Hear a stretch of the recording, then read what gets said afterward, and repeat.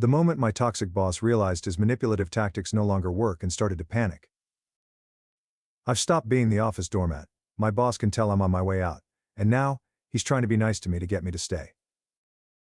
I've been applying to new jobs since October, and although I don't have one lined up yet, I'm at the point where I no longer care if I get fired from my current job.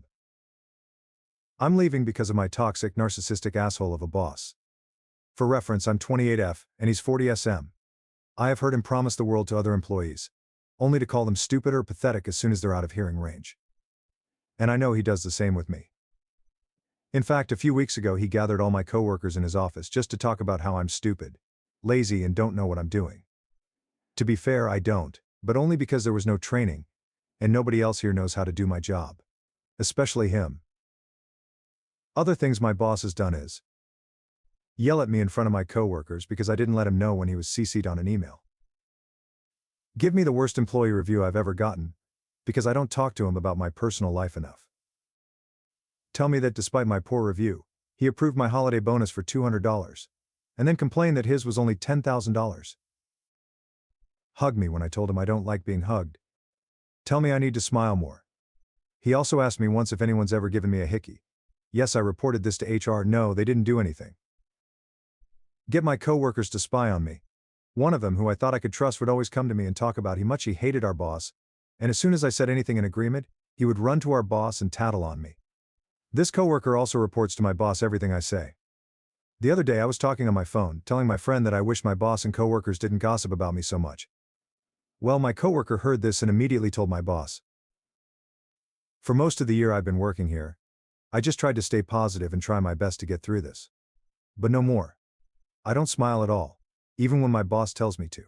I respond to everything with one-word answers. He keeps asking me what's wrong, and I only say nothing. Now the department is gossiping about me more, but they're in a panic.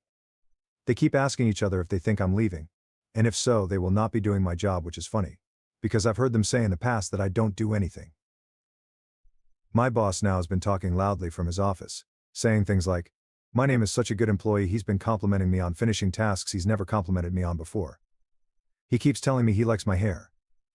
And one day he sat down in my office and told me point blank that I'm not allowed to leave. Someone in a different department told me that he's terrified I'm going to leave. Well, fuck him, because I am. This week I'm supposed to hear back from several places I've been interviewing with, so wish me luck. Comments. Comment 1. I would absolutely fuck over that tattletale. When you are ready to give notice, a few days before, fake a personal phone call that you did not get the job offer, and that it looks like you are trapped, and what a shithead your boss is. Just how miserable you are. How much you hate the company. How your coworkers spy on you. Let the boss call you out in a meeting. Then tell him you have another job lined up and will be leaving. Walk out the door. Everyone will blame him for you leaving. Boss will blame the spy. Comment 2. God, my last boss was like this smaller company, so no HR and just dysfunction up and down. I was there for almost 3 years and he was so pissed I was leaving he didn't come in on my final day. My old coworkers still text me, and it was immensely satisfying to hear how immediately he regretted my departure. Took almost a year to replace me. Update. In the few days since I originally posted, my boss only became more obnoxious. He said loudly to another coworker that I'm super smart. He also proudly ran to my office to tell me that he'd just done something that's usually my job, just to help me out, even though I would have just done it myself if he'd asked me to. But he didn't. Also, in the past, he would get mad at me if I arrived or left the office without properly greeting, saying goodbye to him. I stopped doing that for about 2 weeks, but he never said anything to me about it like he usually did. The one coworker I kind of trust told me that after I went home one day, our boss sat down at his desk, looking like he was feeling sorry for himself, and said, "My name is completely checked out, but I don't know what to do." He also made a big stink about my birthday. My birthday is at the end of this month. Our receptionist always posts a monthly birthday list in the kitchen showing the names and birth dates of everyone who had a birthday that month. She got my birthday wrong, which I honestly did not give a shit about. But my boss made it into such a big deal that she came into my office to apologize. I had no idea what she was talking about until she said that my boss had been upset that she'd gotten my birthday wrong and told her to fix it ASAP. He also came into my office and said that he'd marked the date on his personal calendar and was acting all excited about it, even as I just stared at him with a blank expression. Honestly, I've wondered why he's so desperate to keep me here. Especially since he said on numerous occasions that I don't know what I'm doing. But honestly, I think he gets off on ordering others around and telling people what they did wrong, and enjoys having been able to shout my name from his office and have me running over to him like an obedient little lap dog. Last week I did hear back from one of the jobs I've been interviewing with, but they told me they didn't have any definite answers for me, and asked that I wait until Monday, which is today at the latest. Even though I still didn't have an offer, on Thursday I packed up all my shit and deleted all my browsing history, while my boss had stepped out of the office. We work in contracting construction, so he sometimes leaves the office to go out to the field.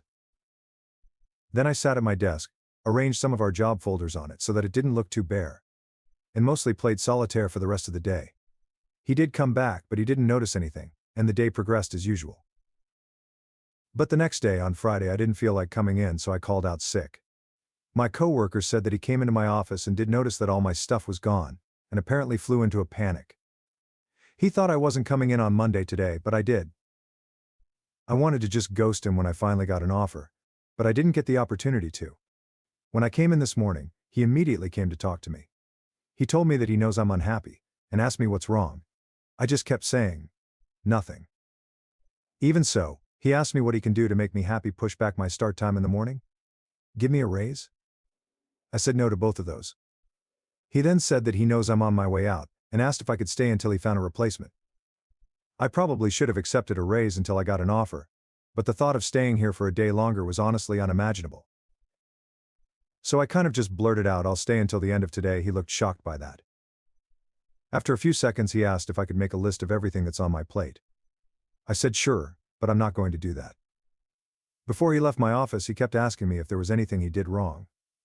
When I said nothing, he said that he wanted to know so that he could change for the better. All I said was, I don't think anything's ever going to change here. I didn't want to give him the satisfaction of telling him, oh well, here's why I think you're an asshole, because he would have denied it. Also, he has a group of yes men surrounding him at all times who stoke his ego, and they would have told him that I'm the one in the wrong. He stepped out again to go out to the field, and I went and spoke with our HR rep. All I told her was, look, I don't expect anything to be done about this, but I just want you to know that my boss is the reason I'm leaving. To my surprise, she did take it seriously and asked me to elaborate. They did just hire a new director in the HR department, so maybe that's why she decided to take me seriously? Either way, I laid everything out for her. I told her that my boss doesn't respect me. I told her that I get that gossip is a part of every office, but I draw the line when I hear my boss talking shit about me to all my coworkers. I also told her that I feel like I'm being spied on by the office snitch, and that I can hear him reporting everything I say and do to my boss. She asked me if I had another job lined up, and I said no. The HR rep said that she would be talking about this to our CEO later this week. Whether or not she actually will, I've no idea, but I'm just glad I'm done. Well, word quickly spread around here that I'm leaving, and a coworker who I barely know, she works on another floor in a different department, came up to talk to me. She asked me if I'm leaving because of my boss, and I said yes. She said that he's the reason she transferred to another department. Apparently she used to work directly for him, but one day, while he was out of the office, she called her husband briefly from her office phone right before she left for a work conference. She doesn't know if the phone was bugged, or if my boss had access to her calls, but apparently he found out about this call and freaked out because he didn't recognize the number she was calling. So at 4 a.m., he made one of his superintendents swing by the office building after he was done with work. Our crews pave until around 4 or 5 a.m., go into her office, and look at her call history. The superintendent did this, but accidentally hit call on my coworker's husband's number. So the husband received a call from his wife's workplace at 4 a.m. and freaked out, because he'd rightly thought something bad had happened to his wife. He ended up calling his wife's cell repeatedly until she picked up. She contacted our 8 guy, who was able to see from the office cameras that it was our superintendent that came into the office, and when he was confronted about this, he told them everything. Even then, my boss denied that he ever made our superintendent do this. So yeah, the dude's crazy, and I'm glad I'm out. The day's still young, so I'm still hoping I hear back from my prospective new job today. Now, for the next story. Facing the reality of our relationship, my husband's stance on not being responsible for giving Maine a break.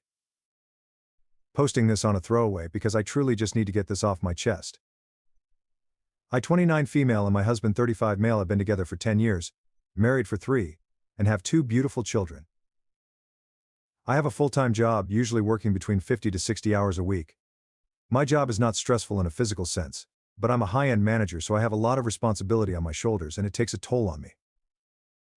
At the beginning of lockdown, my husband stopped working to care for our then 5-month-old and limit his exposure. At the time, we could make it work and we both knew it was a temporary struggle. When we became pregnant with our second in 2021, I told him I needed him to return to work. Ever since then, there has always been a reason why he could not, usually boiled down to the kids. He's miserable at home, and I've been begging him to go back to work.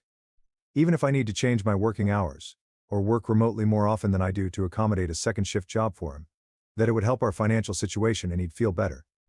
But there is always a reason why he can't. Having said that, I work a minimum of 50 hours a week in office and probably 5 to 10 at home sporadically through night and weekends, but I do my very best to take some of the burden off of him when I get home. I immediately take over with the kids, we play, I make dinner. I handle the bedtime routine, and I get everyone up and fed before I return to work the next day. I'm not perfect by any means and I have a lot to work on, but I try my best. A lot of weekends James' fake name and the kids want to go out and do something as a family, and even though I am far too tired, I usually try to push through for the kids' sake. I battle severe depression, and I've been in a low lately, that I believe is caused by burnout. Last weekend it was the anniversary of my mother's passing, and I was feeling a little extra emotional. I was at the end of my rope after work called me asking for help, and both kids were throwing separate fits. I snapped. I told James that I just needed an hour. An hour where I'm not needed ... as an employee, mom, wife, anything. Whether to play a video game or scroll my phone or take a shower where someone isn't jumping in with me ... all I asked for was an hour. James responded to me that it's not his responsibility to give me a break, and I need to figure that out for myself. I was taken aback and a little offended by this because I feel like a partnership we should be helping one another, and not figuring it out for ourselves. He responded with, I'm trying to teach you, no one is just going to give you what you want.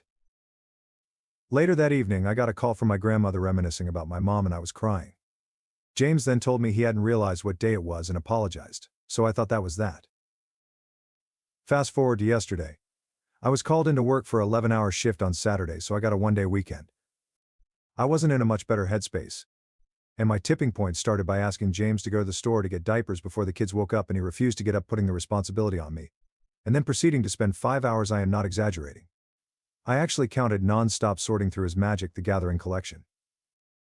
Sunday is usually our big cleaning day, and I was a bit fed up doing the cleaning and keeping the kids entertained alone. I know it is such a small thing, but in my overstressed and depressed mindset, it was enough to snap a little. I once again asked for an hour, and he once again told me that wasn't his responsibility. I told him he was wrong this time. He then snapped back at me that he's always with the kids and he never gets a break. He called me selfish for asking. I told him about going through his cards for the entire day, and he said that's work and not a break. I then mentioned that every day when I get home, the kids are watching TV and he's playing video games. I have no idea how long he plays before I get home, but I know he continues until I have dinner ready. He said that isn't a break because he doesn't even like video games. I don't know what to do. I don't know if I'm being unreasonable. I feel crazy because I feel like I'm not asking too much. All I know is I'm so tired of feeling this way. My stay-at-home dad husband will not keep the kids for an hour when I'm home because he says it's not his responsibility to do and refuses to acknowledge the breaks he does take. Comments. Comment 1. Honestly, at this point I'd probably just claim I had to work an extra shift or extra few hours one day and take the break for myself. Obviously there are bigger problems if you need to do that to get any space for yourself, but you won't be able to face them with a clear head if you can't get any time to think about them. Comment 2. I'm petty AF. Everything is under your husband's name in your Mel. If you have a joint account and you're the only one working, move the money to a separate account, including future deposits. Even living with your dad for a month while you're not paying anything can help get a deposit. The only one affected by not paying is them. Your name isn't on anything, therefore you're not liable for anything. Consult a divorce lawyer. First consultations are usually free. See what your options are if you walk away from everything. As long as you have a place to stay, the kids can go with you. If he pushes you, call the police. Kick him out of the bedroom. If this causes him to cheat, then there's more ammo you can use in a divorce. It would help in the case of alimony. Update 1. Please see my last post if you want any additional context, but in summary, I 29 female and my husband 35 male have been together for 10 years, and have 2 beautiful children. My husband doesn't work, and I'm an over full-time manager and a full-time manager, and a full-time mom. For those wanting an update since the last post, it hasn't gotten better. But I've come to a realization that I've been checked out for a while. And the fights and problems he and I have don't bother me like they used to. I have actual dreams about leaving him, and I want to. I, however, feel trapped. Some points I didn't point out in my last post will cover that. We have 2 cars, both in his name as gifts from his mother. I pay the insurance and tags on my car, the 2016 with 250,000 miles on it that he ran into the ground driving for Uber for 2 years before COVID. But I have absolutely refused to pay for his newer 2020 car that I begged his mother not to get, because I knew I would be stuck with the payments. So both cars are technically his. When we bought our house, it was under a false promise his mom offered to watch the kids once she retires so James can return to work. This did not happen. She also co-signed for the home with my husband so we could get a better rate. So I also have no ownership of our house. I don't have anywhere to go. My dad has a small basement I could rent, but it adds over 30 minutes to my commute, and I do not know what I would do for childcare. Other than being unhelpful. He has shoved me, been romantic with me while I slept, and constantly gaslights me. I'm over it, but I feel stuck. I know it's unhealthy, but to cope, I'll usually have a couple 2 to 3 beers before bed, and he constantly berates me for being an alcoholic.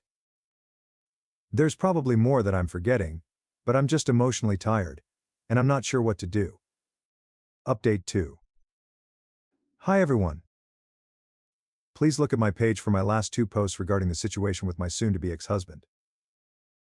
I just came here to quickly update the people of Reddit who have been very supportive and gave great advice. I told him I wanted a divorce. I told him I was done. It obviously didn't go well, and he's trying his usual manipulative tactics of crying and making steps to change, set up a psychiatrist appointment, to switch his medication, has a job interview lined up, etc. It is very hard and against my nature to not cave now that he's suddenly trying ... But I'm staying strong. I'm reminding myself that this has happened before we separated for 3 months after our son 4 was born for similar reasons. I'm going to my dad's this weekend so he can see his grandkids. But he just got divorced a few months back, so I plan to talk to him about options, and what I need to know. I'm scared as hell because I don't know what I'm going to do about car, place to stay, kids, etc. But when I told him I thought him trying to have sexual relations with me while I slept because I couldn't say no was, and he continued to do it anyway. Or when he went to a strip club with his friends and expected a pat on the back from me and all of my friends, because he didn't get a blow from one of the girls. Or when he started nonchalantly telling people that he shoved me backwards into the couch, or on the bed mid-argument to my friends like it was normal. These are the things I'm reminding myself to stay strong during. We live in a 3-bedroom home, so I've made him move into the guest room while I get my ducks in a row,